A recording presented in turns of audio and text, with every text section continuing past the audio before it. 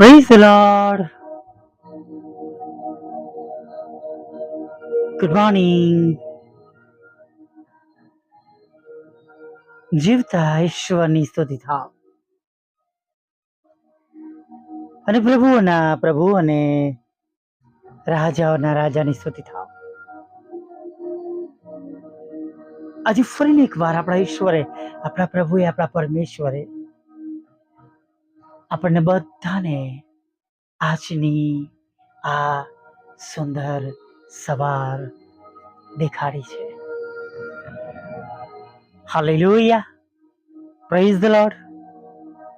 પ્રભુની સ્તુતિ કરીએ, પ્રભુની આરાધના કરીએ અને પ્રભુનો આભાર માનીએ.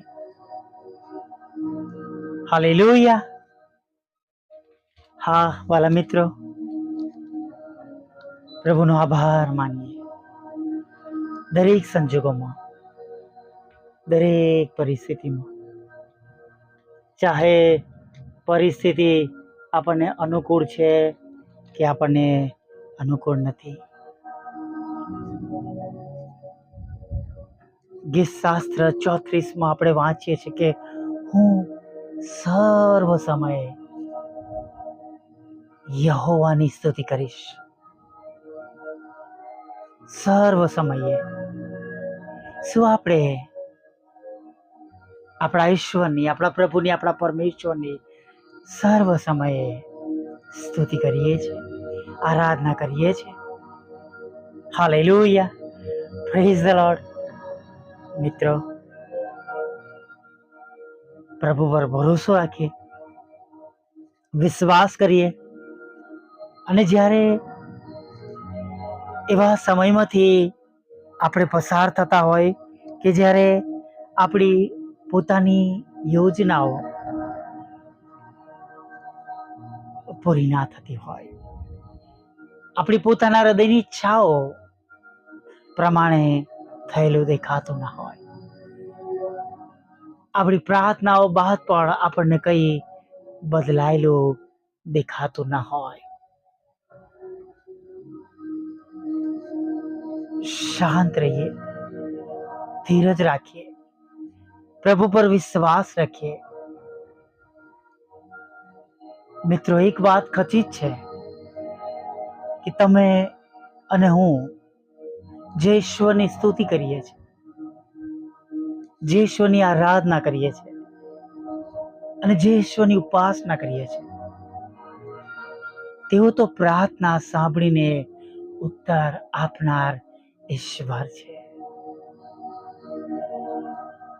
તેઓ કદી મૂકી દેતા નથી અને તેઓ કદી છોડી દેતા નથી. પણ હું ઘણી વાર કહું છું એમ આજે પણ એક વાર એ શબ્દોને કહેવા માંગીશ. શું તેઓ આપણી પ્રાર્થના સાંભળીને આપણી માંગણી પ્રમાણે આપે છે એટલે જ ઈશ્વર છે? ના વાલા મિત્રો,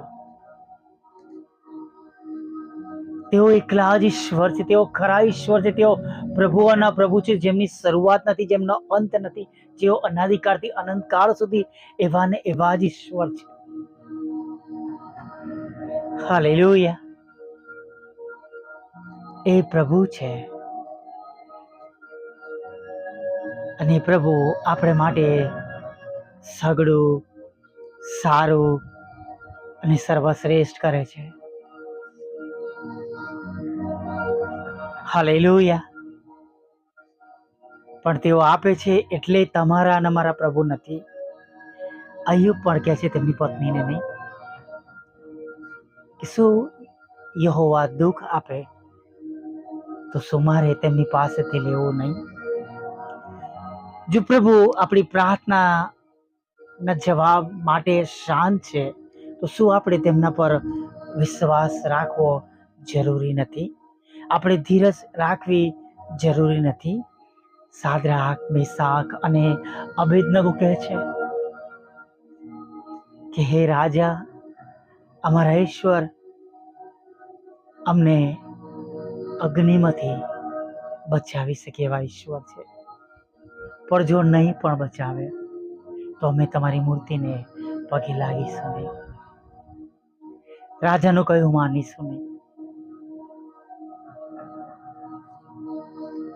ભલા મિત્રો, આપણા ઈશ્વર, આપણા પ્રભુ આપણા વિશ્વાસ પ્રમાણે કાર્ય કરે છે.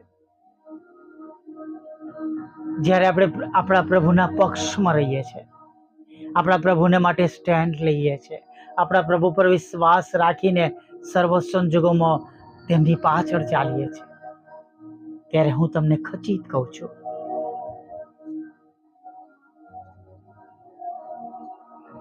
પ્રભુ આપણા માટે આપણી માંગણીઓ પ્રમાણે પ્રાર્થનાઓ સાંભળે છે. Hallelujah, praise the Lord. યોબેસની પ્રાર્થના સાંભળી, હિચકિયા રાજાની પ્રાર્થના સાંભળી. તેઓ તમારી પણ પ્રાર્થના સાંભળશે.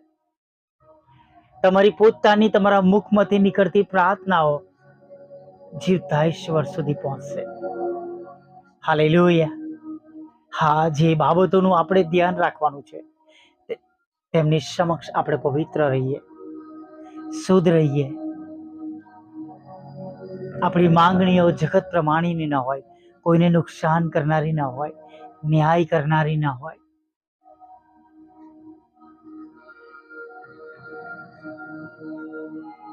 આપણે ઈશ્વરના માર્ગ પર ચાલતા હોવા જોઈએ. જગત અને જગતના વાનાઓથી, જગતની બાબતોથી આપણે દૂર રહેનારા હોવા જોઈએ. હું ઘણી વાર જોઉં છું કે જગત પ્રમાણે જીવન જીવનારા અને પ્રભુથી દૂર રહેનારા લોકો અને જગતની સર્વ અગમ્ય બાબતો કરીને પ્રભુની સમક્ષ નમેલા લોકો ઘણીવાર તેમની પ્રાર્થનાનું ફળ મેળવતા નથી, બલકે હું કહીશ કે તેઓ તેમનું ફળ મેળવતા નથી. કેમ કે ઈશ્વરની સમક્ષ જે રીતે જવું જોઈએ, જે શુદ્ધતાના ધોરણ પ્રમાણે, જે પવિત્રતાના ધોરણ પ્રમાણે, તેમની આજ્ઞાઓ માનીને. હા, આપણી પણ પ્રાર્થના નથી સાંભળતા, એનો મતલબ એવો નથી કે તેઓ નથી સાંભળતા, પણ તેઓ તેમની ઈચ્છા પ્રમાણે આપણા જીવનમાં કાર્ય કરવા માંગે છે. પણ આપણી પ્રાર્થનાઓ તેમની ઈચ્છા પ્રમાણેની હોય. આપણે પત્રમાં વાંચીએ છીએ કે જો આપણે તેમની ઈચ્છા પ્રમાણે કંઈ માંગીએ છીએ, તેઓ આપણું સાંભળે છે. હાલેલુયા. અને માટે પ્રભુની ઈચ્છા શોધીએ એ બહુ જરૂરી છે. Hallelujah, praise the lord. પ્રભુની ઈચ્છા શી છે એ શોધવામાં વધારે ભલું થાય છે. પ્રભુના ધોરણને શોધીએ, સંગતિમાં રહીએ, ખરાબ કામો કરવાથી દૂર રહીએ, ખરાબ બોલવાથી પોતાની જીભને દૂર રાખીએ, ખરાબ જોવાથી, ખરાબ સાંભળવાથી, ખરાબ જગ્યાઓ પર આપણી ઉપસ્થિતિ ન રાખીએ. અને તમે જુઓ, જ્યારે આપણે તેમને શોધીએ છીએ, તેમના રાજ્યને, તેમના ન્યાયપણાને, ત્યારે આપણે માગવાની પણ જરૂરત રહેતી નથી. તેમને ગમતું પારખી લઈએ. હાલેલુયા. અને તેમની પાછળ ચાલીએ. ચોક્કસ સમજ શક્તિ માટે, જ્ઞાન માટે, દોરવણી માટે પ્રભુની આગળ નમી જઈએ. મૂસા પણ તેમની પ્રાર્થનામાં કહે છે, નહીં, અમને જ્ઞાન વાળું હૃદય આપો, દિવસને પસાર કરવા માટે સમજણ, બુદ્ધિ, ડાપણ આપો. સુલેમાન રાજા પણ પોતાની પ્રજાને માટે, ન્યાય કરવાને માટે પ્રભુની પાસે જ્ઞાન, બુદ્ધિ, ડાપણ માંગે છે. Hallelujah, praise the lord. પ્રભુની સ્તુતિ કરીએ, પ્રભુની સ્તુતિ કરીએ, પ્રભુની સ્તુતિ કરીએ. Hallelujah, praise the lord.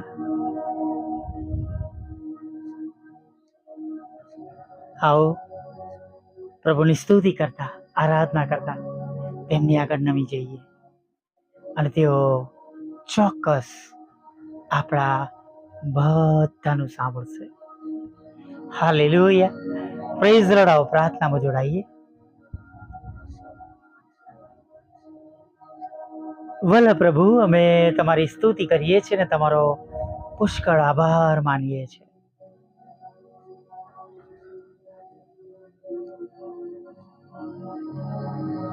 આજે ફરીને એક વાર પ્રભુ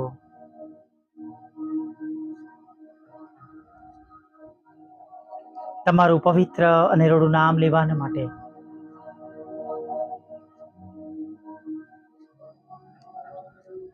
તમે અમને આ સુંદર તક પૂરી પાડી છે.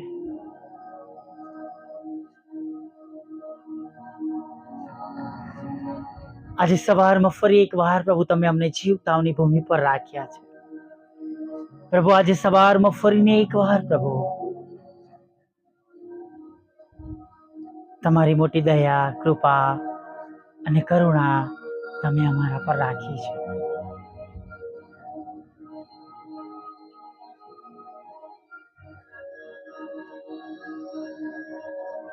પ્રભુ આ સમયને માટે આભાર માનીએ છીએ. તમારું ભજન કરવાને માટે તક આપી છે માટે આભાર માનીએ છીએ. પ્રભુ અમે પણ પ્રાર્થના કરીએ છીએ કે આ દિવસ પસાર કરવાને માટે અમને સાચું જ્ઞાન આપો, બુદ્ધિ આપો, ડાપણ આપો. અમે તમારી ઈચ્છા પ્રમાણે આજના દિવસમાં આગળ વધીએ એવું થવા દો.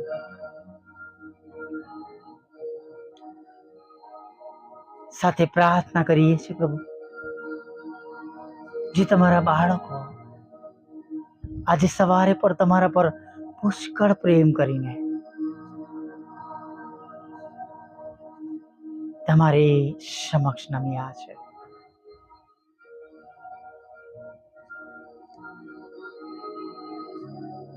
તમારા પર વિશ્વાસ કરીને ફરીવાર આજે સવારે તમારી આગળ નમી ગયા છે. પોતાના અલગ અલગ પ્રશ્નોમાંથી, દુઃખોમાંથી, ચિંતામાંથી તેઓ તમારી સમક્ષ આવ્યા છે.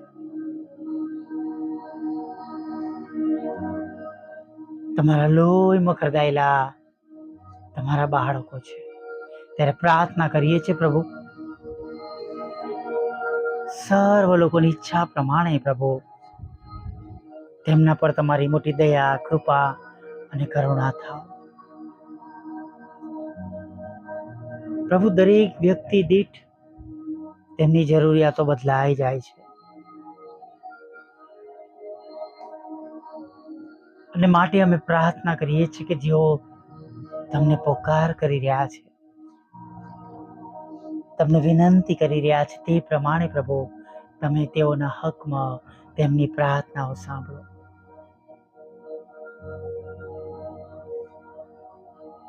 જેમને શેતાને ગેરમાર્ગે દોર્યા છે પ્રભુ,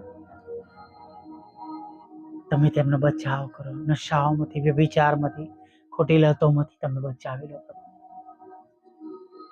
જેમને શેતાને નશાઓમાં, જાત જાતના વ્યસનોમાં બાંધ્યા છે, તમે તેમને છોડાવો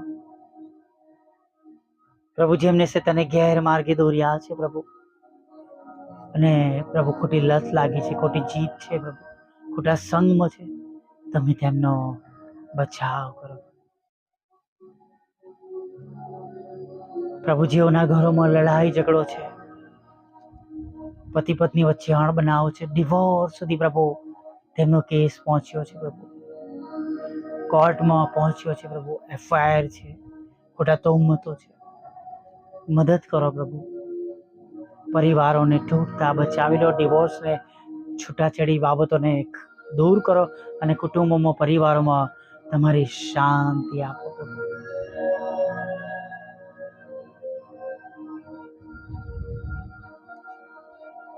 પ્રભુ પ્રાર્થના કરીએ છીએ પ્રભુ, તમારા બાળકોના રોજગારને આશીર્વાદ આપજો પ્રભુ. નાણાંનો આશીર્વાદ આપજો, મકાનનો આશીર્વાદ આપજો, લોનનો આશીર્વાદ આપજો. તેમના દુઃખોને તમે દૂર કરજો, તેમના માદા શરીરોને સંપૂર્ણ સાજાપણું આપજો પ્રભુ. ખોરાક, વસ્ત્ર, અન્ન, પાણી આપજો પ્રભુ પિતા. જેમની જોબ ખોવાઈ ગઈ છે, જેમની નોકરી ચાલી ગઈ છે, તમે તેમને જોબ આપજો પ્રભુ પિતા. માનસિક રોગીઓ અને ન્યુરોના રોગોમાંથી પણ તમે સાજાપણું આપજો પ્રભુ. પ્રભુ, આજના દિવસની બધી જરૂરિયાતો પૂરી પાડજો. ખોરાક, વસ્ત્ર, અન્ન, પાણી આપજો. અને પ્રભુ, આ પડના મિનિટ સુધીમાં થયેલા પાપોને માફ કરજો. અને સાંજના સમયે ફરીવાર પ્રભુ તમારું ભજન કરવાના માટે, તમારી સ્તુતિ કરવાના માટે, તમારી આરાધના કરવા માટે અમને બધાને તેડી લાવજો. એવું માગતા પ્રાર્થના પ્રભુ ઈસુના નામમાં સાંભળીને દેવ બાપ માન્ય કરજો.